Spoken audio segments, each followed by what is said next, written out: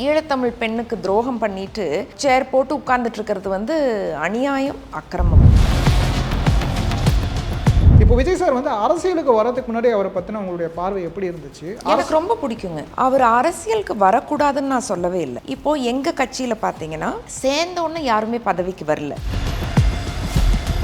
நீங்கள் வந்து ஒரு முற்போக்கான சிந்தனை இருக்கக்கூடிய ஒரு கட்சி சார்ந்து இயங்கக்கூடிய ஒரு நபர், ஒரு மாஃபியா மாதிரி ஒரு கும்பலாக தாக்குதல் பண்ணுறப்போ ஒரு பெண் அதை எப்படி சந்திப்பாங்க? எனக்கு இந்த சோஷியல் மீடியாவில் கமெண்ட் போடுறாங்கல்ல, அவங்க மேலே எனக்கு கோபமே வராது. எனக்கு அதனால வந்து அவங்கள பார்த்தா ஒரு கோமாளித்தனமாக தான் இருக்கும். எனக்கு அவங்க மேலே ஒரு பரிதாபம் தான் வருமே தவிர அவங்க மேலே எனக்கு கோபமே வராது. ஈவன் நான் உங்களுடைய ஒரு பிரச்சார வீடியோ கூட ஒன்று பார்த்தேன். நீங்கள் வந்து கையில் வந்து மைக்ரோஃபோன் வச்சுட்டுலாம் பேசிகிட்டு இருப்பீங்க பெண்கள் கிட்ட. பட் உங்களுடைய நேச்சர் வந்து பார்த்தீங்கன்னா ரொம்ப காமன், கம்போஸ்டாக, உங்கள் வாய்ஸ் டோன் எல்லாமே வந்து ரொம்ப சாஃப்டாக இருக்குது. அண்ட் நம்ம கத்தி ஆக்ரோஷமாக பேசணும்னு அவசியமே கிடையாது. நம்ம உண்மையை பேசினா போதும். கனிமொழி மேம், உதயநிதி அண்ணா எல்லாருமே உண்மையை பேசுகிறவங்க. அதனால அவங்க ஒரு பஞ்ச் டைலாக் பேசி மாசா பேசி சத்தமாக பேசணும்னு அவசியமே கிடையாது.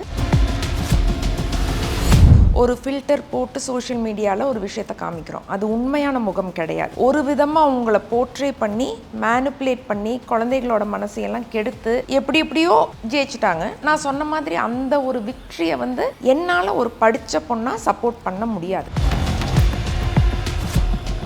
தமிழகம் எங்கும் கிளைகள் கொண்ட அண்ணமால் institute of hotel management and hospital management படிப்பில் சேர்வதற்கான அட்மிஷன் நடைபெறுகிறது. உங்களை வந்து நீங்கள் தனிப்பட்ட வகையில் எந்த அளவுக்கு அபியூசிவான வார்த்தைகள்லாம் கமெண்ட் பண்ணியிருப்பாங்க, அது நானே நிறைய டைம் பார்த்துருக்கேன். நீங்கள் சில கமெண்ட்ஸோ இல்லை வீடியோஸோ போட்டிருப்பீங்க, ரிப்ளை போட்டிருப்பீங்க. அதுக்கு கீழே வந்து தாவேக்காவை சேர்ந்த சில நபர்களோ சில தொண்டர்களோ கட்சியில் பதிவு பண்ணாத ஒரு வெரிஃபை பண்ணாத ஒரு ஐடிஸ் கூட, ஒரு ஃபேக் ஐடிஸ்லேருந்து கூட வந்து பார்த்தீங்கன்னா தாவேக்கா சார்பான ஒரு கமெண்ட்டுகளாக வரும் இல்லையா? அதை எப்படி எதிர்கொள்கிறீங்க? நீங்கள் வந்து ஒரு முற்போக்கான சிந்தனை இருக்கக்கூடிய ஒரு கட்சி சார்ந்து இயங்கக்கூடிய ஒரு நபர், ஒரு சாதாரண ஒரு பெண் வந்து இதை எப்படி சோஷியல் மீடியாவில் ஹேண்டில் பண்ணுவாங்கன்னு நினைக்கிறீங்க? ஒரு மாஃபியா மாதிரி ஒரு கும்பலாக தாக்குதல் பண்ணுறப்போ ஒரு பெண் அதை எப்படி சந்திப்பாங்க? இல்லை, என்னென்னா எனக்கு இந்த சோஷியல் மீடியாவில் கமெண்ட் போடுறாங்கல்ல, அவங்க மேலே எனக்கு கோபமே வராது. அவங்கள குத்தணும், அடிக்கணும் அப்படிங்கிற ஒரு கோபமே வராது. பொதுவாகவே நான் ஷார்ட் டெம்பர்ட் கிடையாது. எனக்கு அதனால வந்து அவங்கள பார்த்தா ஒரு கோமாளித்தனமாக தான் இருக்கும். அவங்க அவ்வளோ வந்து லைஃப்பில் விரக்தியில் இருக்கிறாங்க அப்படி தான் எனக்கு இருக்கும். எனக்கு அவங்க மேலே ஒரு பரிதாபம் தான் வருமே தவிர அவங்க மேலே எனக்கு கோபமே வராது. இப்போ ஆக்சுவலாக நம்ம இந்த கண்டென்ட் கூட கீழே கமெண்ட் போடுவாங்கன்னு நினைக்கிறேன். ஆமாம், கண்டிப்பாக. ஓகே, இப்போ நீங்கள் சொன்னீங்க ரொம்ப என்னன்னாங்க, இப்போது நான் கிளினிக்கில் இருக்கேன். ஓபி முடிஞ்ச வீட்டுக்கு வந்தால் எனக்கு ரொம்ப டயர்டாக இருக்கும். அண்டு நான் ஸ்க்ரீன் டைம் வந்து இவ்வளோ தான் பார்க்கணுன்னு வச்சுருக்கேன். அதுக்கு மேலே பார்த்தா ப்ளூ லைட் வந்து நம்ம கண்ணுக்கு ரொம்ப கெடுதல். அதனால எனக்கு சில நேரங்களில் வந்து சோஷியல் மீடியா பார்க்குறக்கு, அந்த கமெண்ட்ஸ் படிக்கிறதுக்கெல்லாம் எனக்கு நேரமே இருக்காது. என்னோடய இன்ஸ்டாகிராம் பார்த்தீங்கன்னா கூட ஹெல்த்தை பற்றி ஏதாவது போட்டு அதில் ஏதாவது டவுட் கேட்டால் அதுக்கு மட்டும்தான் நான் ரிப்ளை பண்ணுவேன். தொடர்ந்து இந்த மாதிரி வந்து பார்த்திங்கன்னா சோஷியல் மீடியாவை ஒரு மேனிப்புலேஷன் டூலாக யூஸ் பண்ணி அரசியல் இல்லை வந்து நம்ம அதிகாரத்துக்கு வர முடியும் அப்படின்னு நீங்கள் நினைக்கிறீங்களா?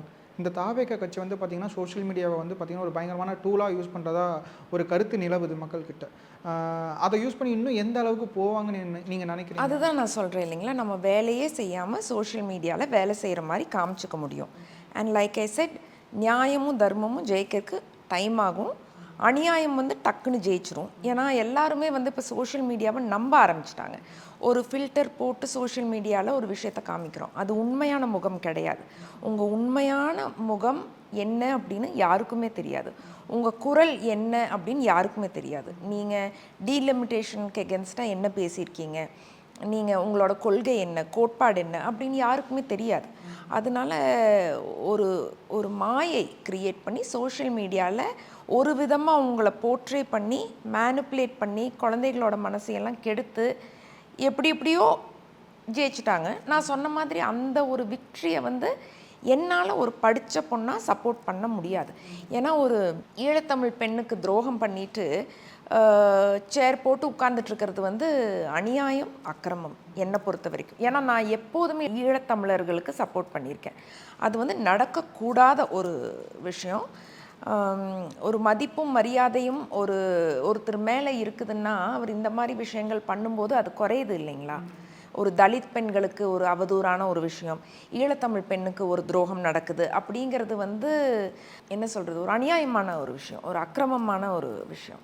உங்களுக்கு இந்த பட்டியலின மக்கள் மேலே ஒரு பார்வை, பற்று, அதுவும் ஈழத்தமிழர்கள் மேலேயான ஒரு பற்றும் எப்படி வந்துச்சு அதுக்கான? எனக்கு அது எப்போதுமே இருந்ததுங்க பாலா. சின்ன வயசுலேருந்தே அவங்களுக்கு ஏதாவது பண்ணணும், அவங்களுக்கு ஏதாவது பண்ணணும்னு நிறைய தேடல் இருந்தது. அண்ட் நிறைய என்னோட தொண்டு நிறுவனம் மூலமாக நிறைய அவங்களுக்கு நான் ஒர்க் பண்ணியிருக்கேன். அப்படி தான் அவங்களோட கான்டாக்ட்ஸ் எனக்கு கிடைச்சிது. இதெல்லாமே வந்து பார்த்தீங்கன்னா, உங்களுக்கு வந்து பட்டியலின மக்கள் மேலேயும், ஈழத்தமிழர்கள் மேலே இருக்கக்கூடிய ஒரு தீவிரமான பற்றினுடைய வெளிப்பாடுன்னு நான் பார்க்குறேன். ஆமாம். எனக்கு இப்போ இன்னொரு கேள்வி வருது. நிறைய பேர் வந்து பார்த்தீங்கன்னா, உங்களுக்கும் விஜய் சாருக்கும் வந்து பார்த்தீங்கன்னா, தனிப்பட்ட முன்விரோதம் அப்படிங்கிற மாதிரிலாம் வந்து, ஏன் அவர் என்ன பண்ணார் உங்களுக்கு? ஏன் இப்படி இது பண்ணுறீங்க? அப்படிங்கிற மாதிரிலாம் ஜஸ்ட் நம்ம ரிப்ளை பண்ணாலே வந்து அந்த மாதிரியான கமெண்ட்ஸ்லாம் வருது. இப்போ விஜய் சார் வந்து அரசியலுக்கு வரதுக்கு முன்னாடி அவரை பற்றின உங்களுடைய பார்வை எப்படி இருந்துச்சு? எனக்கு ரொம்ப பிடிக்குங்க. எனக்கு அவரோட படங்கள் ரொம்ப பிடிக்கும். அவர் ஒரு அருமையான ஒரு டான்சர். எனக்கு கில்லி ரொம்ப பிடிச்ச படம். அவர் அரசியலுக்கு வரக்கூடாதுன்னு நான் சொல்லவே இல்லை. அவர் அரசியலுக்கு வராருன்னா அவருக்கு என்ன அனுபவம் இருக்குது அப்படின்னு கேட்குறேன். இப்போது எங்கள் கட்சியில் பார்த்தீங்கன்னா சேர்ந்தோன்னே யாருமே பதவிக்கு வரல. உதயநிதி ஸ்டாலின் அண்ணா எடுத்துக்கங்க. அவர் வந்து இளைஞர் அணியில் இருந்தார் உதயண்ணா. அதுக்கப்புறம் விளையாட்டுத்துறையில் இருந்தார். படிப்படியாக தான் முன்னுக்கு வந்திருக்காரு. சேர்ந்த ஒரு மெடிக்கல் காலேஜில் சேர்ந்த உடனே நான் ஊசி போடுறேன்னு கூப்பிட்டா நீங்கள் போய் போட்டுப்பீங்களா? அதே மாதிரி சேர்ந்த உடனே ஒரு விஷயம் பண்ணணும்னு நினைக்கக்கூடாதுன்னு தான் நான் சொன்னேன். பர்சனலாக விஜய் சார் மேலே எனக்கு எந்த ஒரு இஷ்யூவும் கிடையாது. அவர் சில விஷயங்கள் பண்ணுறது எனக்கு பிடிக்கல. இந்த ஒரு கம்பெனி வந்து பட்டியல் சமூகத்திலிருந்து வர பெண்களுக்கு வந்து ஒரு துரோகம் பண்ணுறாங்க அப்படிங்கிறது, அது அந்த கம்பெனி அப்போ தப்பான கம்பெனி, தராதரம் இல்லாத ஒரு கம்பெனி இல்லைங்களா? அந்த கம்பெனி மூலமாக ஜெயிச்சு நம்ம சிஎம் ஆகிறது வந்து என்னால் அது ஒரு பாசிட்டிவான விஷயமா பார்க்க முடியல. அதே மாதிரி ஒரு ஈழத்தமிழ் பெண்ணுக்கு வந்து துரோகம் பண்ணிட்டு போய் நம்ம ஜெயிக்கிறது, அது எனக்கு பாசிட்டிவாக என்னால் பார்க்க முடியல.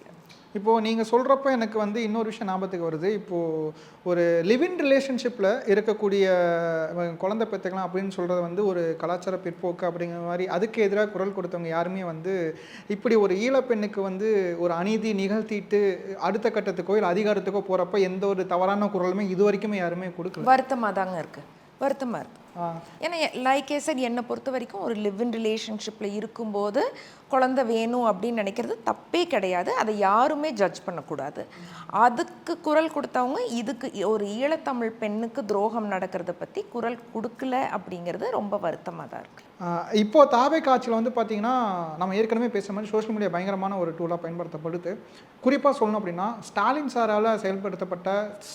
சாரால் நடைமுறைப்படுத்தப்பட்ட பல திட்டங்கள் பல செயல்களுக்கு வந்து பார்த்திங்கன்னா விஜய் சார் தான் ஃபஸ்ட்டு பண்ணார், இது வந்து தளபதி தான் ஃபஸ்ட்டு கொண்டு வந்தார் அப்படிங்கிற மாதிரிலாம் ஒரு பிம்பம் கட்டமைக்கப்படுது. உதாரணத்துக்கு சொல்லணும் அப்படின்னா, இந்த சிங்கப்பெண் திட்டம் இருக்குது இல்லைங்களா, அதுக்கு வந்து பார்த்திங்கன்னா பிங்க் பெட்ரோல் அப்படிங்கிறது ஸ்டாலின் சார் 2025 அறிமுகப்படுத்திட்டார்.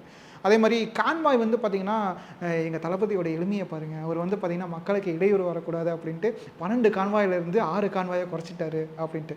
ஆக்சுவலாக இது வந்து ஸ்டாலின் சார் வந்து பார்த்திங்கன்னா பல வருடங்களுக்கு முன்னாடியே போக்குவரத்து இடையூறு வரக்கூடாதுன்னு அவரே குறைச்சிட்டாரு. ஸோ இந்த மாதிரி மற்றவர்கள் செய்த செயல்களுக்கு வந்து தன்னுடைய பேர் போட்டு தன்னுடைய அடையாளத்தை நிறுவ முயற்சிக்கிறாங்களா? அதை பற்றி என்ன நினைக்கிறீங்க? ஆமாம், எங்களோட திட்டங்கள், எங்கள் லீடர் கொண்டு வந்த திட்டங்களோட பேரை மாற்றி அவங்க கொண்டு வந்த மாதிரி பண்ணிகிட்ருக்காங்க. பட் நான் எதுவும் இப்போ சொல்ல வேண்டான்னு பார்க்குறேன். I just want give them time. இப்போ தான் வந்திருக்காங்க, let me give them some time. Okay, பொறுமையாக ஆளை விட்டு பார்ப்போம் அப்படிங்கிற மாதிரி சொல்கிறீங்க. ஆமாம்.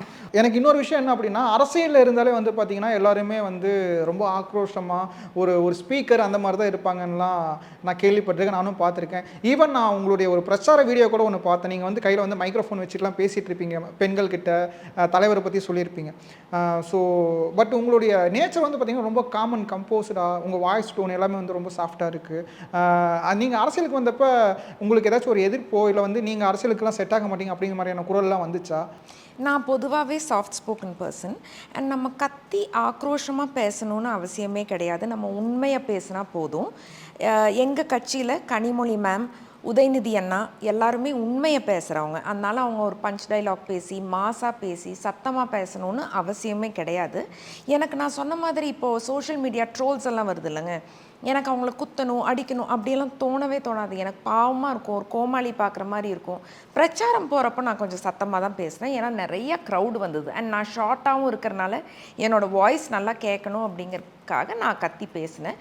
பட் நான் ஜென்ரலாகவே ஒரு காம் கம்போஸ்ட் பர்சன் தான். அரசியலுக்கு ரொம்ப சந்தோஷமாக வந்திருக்கேன்.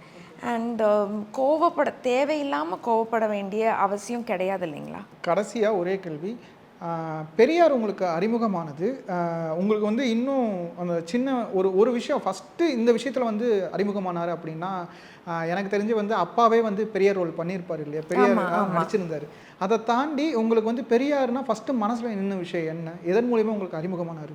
பெண்களுக்காக அவர் கொடுத்த அந்த தைரியம் தான், அந்த குரல் தான். ஸோ அது வந்து நீங்கள் புத்தகங்கள் வாசிக்கிற மூலியமாக கற்றுக்கிட்டீங்க? ஆமாம், நிறையா புத்தகங்கள் படிக்கிறது மூலமாக தான் எனக்கு அந்த ஒரு நாலேஜ் வந்தது. ரொம்ப நன்றி மேம், உங்களுடைய பதில்களுக்கும் உங்களுடைய நேரத்துக்கும். பல பெண்களுக்கு வந்து பார்த்தீங்கன்னா நீங்கள் வந்து ஒரு முன்னுதாரணமாக இருக்கும்னு நினைக்கிறேன். தொடர்ந்து இந்த மாதிரி சமூகத்தில் நடக்கக்கூடிய பல கட்சிகளாலோ இல்லை பல தனிப்பட்ட நபர்களாலோ நடக்கக்கூடிய அநீதிகளை வெளிக்கொண்டு வரதுக்கு உங்களை மாதிரியான நபர்கள் துணை புரியும் நினைக்கிறேன். அதுக்கு நாங்களும் ஊடகம் சார்பாக வந்து கண்டிப்பாக துணை நிற்போம். ரொம்ப நன்றி மேம். தேங்க்யூ பாலா.